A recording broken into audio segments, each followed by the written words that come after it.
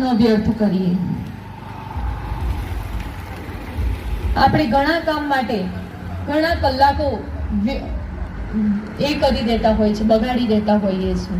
એટલે વિવેકાનંદ આ દ્રષ્ટાંત દ્વારા એટલું કહે છે કે તમને જો જે કામ ઓછા સમયમાં થાય છે એના માટે તમે જીવનના વધારેમાં વધારે કલાક ન બગાડશો. જાણીએ છીએ કે વિદ્યા વિનય, વિવેક અને વિનમ્રતાથી શોભે છે. તમે ક્યાંય આ દ્રષ્ટાંતમાં જોયું કે વિવેકાનંદ ગુસ્સે થઈ ગયા હોય? સાધુએ ઘણે એમને ઉશ્કેરાવાની કોશિશ કરી.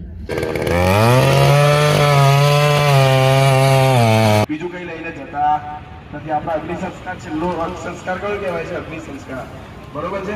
તો એમાં પણ આપણે શું હોય છે? આપણા જોડે કોણ ભણવા તૈયાર છે? આપણો ભાઈ પણ નહીં આવે, આપણા પિતા પણ નહીં આવે, કે માતા પણ નહીં આવે. કોણ આવે છે? આજે અમે આયા છીએ તો આજે એક વૃક્ષની એક જણ જવાબદારી લે છે કે આજે આપણે એને એક તરુ પુત્ર અથવા તો એક મિત્ર એઝ અ ફ્રેન્ડ તરીકે આજે એને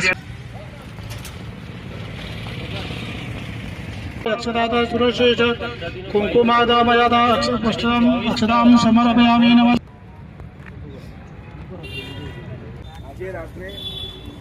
હેલો, આજે રાત્રે ગાયત્રી મંદિર દ્વારા પવિત્ર દિવસે તેમનો જન્મ થયો હતો.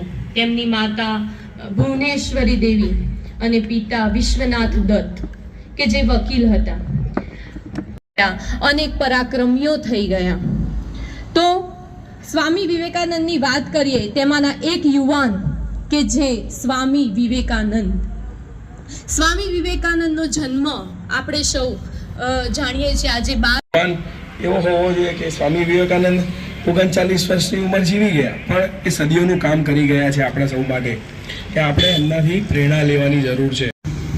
એને કહેવાય કેરેક્ટર. માણસ ચારિત્ર્ય જો એનું સારું હોય તો દુનિયામાં ક્યાંય એને આંગળી કરવા વાળું કોઈ જ મળતું નથી.